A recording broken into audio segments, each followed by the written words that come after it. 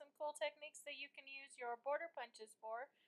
You can see it in this layout that I made Garden and Friends. That lovely piece of lace was actually made with my apron lace border punch.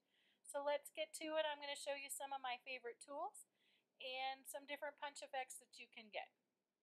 I've already trimmed out some papers from my scraps. I always have leftovers. I bet you do too.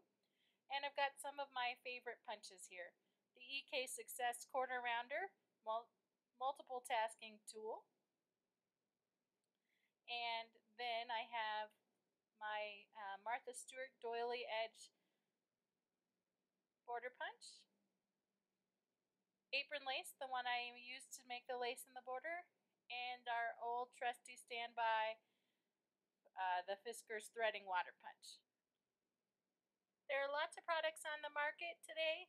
Doodlebug's got some frills that you can buy, and Basil's famous for Just the Edge and all their beautiful colors. And while you can go out and buy these things, if you're like me, you have lots of scraps and that match your projects perfectly.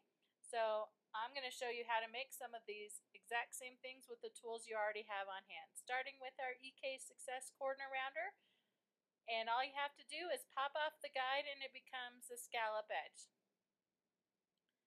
So we're going to flip our paper over and we're going to line it up, and since I want to do it down two sides, I'm going to put it in a place where I know I can start it.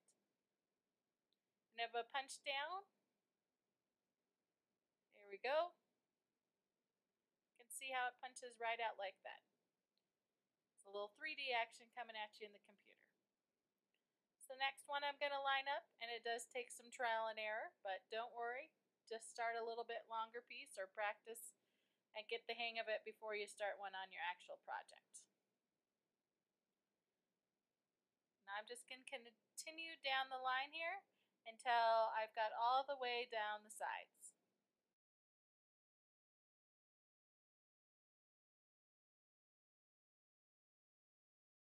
Now it's almost all the way down the side, so I'm going to flip it over and I'm going to start coming down the other edge. And since I can't work right to left, I'm going to flip my paper over and make life a little bit easier for me. So starting in as close to the same place as I can get. So starting in as close as I can, we're just going to keep on going all the way down. So there we have our scallop border. Now I'm just going to trim it off, make a little pile, and move on to the next project. This time we're going to be using threading water. Love threading water. You can see Fiskars has nice little tools to help us line things up nice and easily. I'm going to get my paper in there.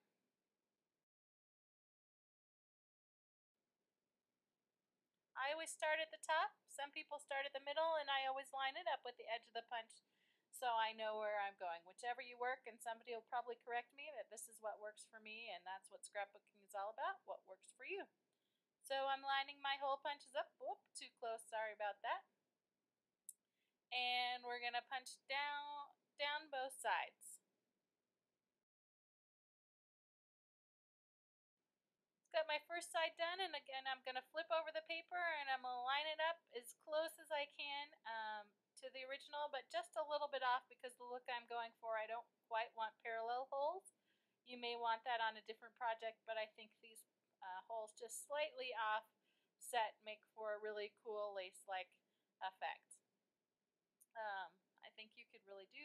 The more off you go, the more fun you could have. Maybe you're going to thread some floss in there, all sorts of ideas that you can get there. But there you see, I can flip it back over and get the hole that I missed, or I can just trim it right off.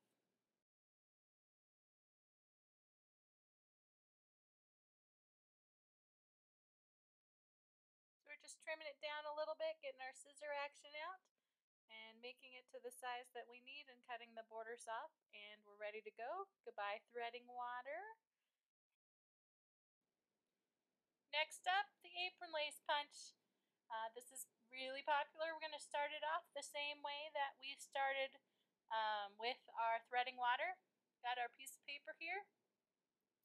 Going to go down the side and flip it over and go down the other side. The width really makes a difference here, and you can get different looks depending on the width of your paper. So I'm starting out with an inch paper, and we'll go and show you a couple different options down the line. Again, with the starting place,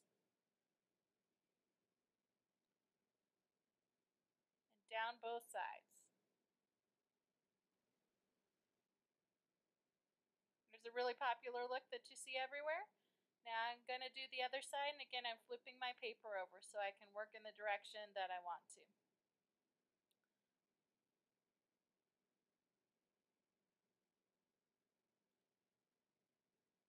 I got it a little bit off, but that's not a problem. I can go back in and fix it in a little bit.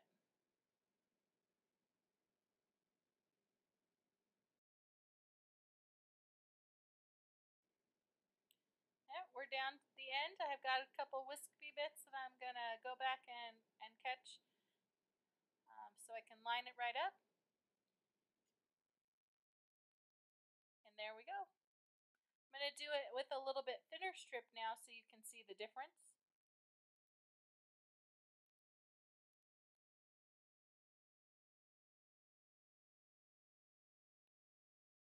The other thing that you can do is take your scissors and actually cut out the insides of the hole. I'm going to trim it down first, but then I'm going to go back in and take the little middle part out of the hole, and then I have a strip that looks a little bit like pearls coming down the line, and this is exactly what I did on the Garden Friends layout.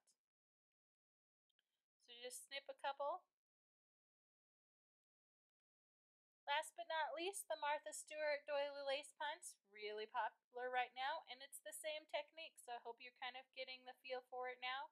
We just go up one side, flip our paper, and come back down the other.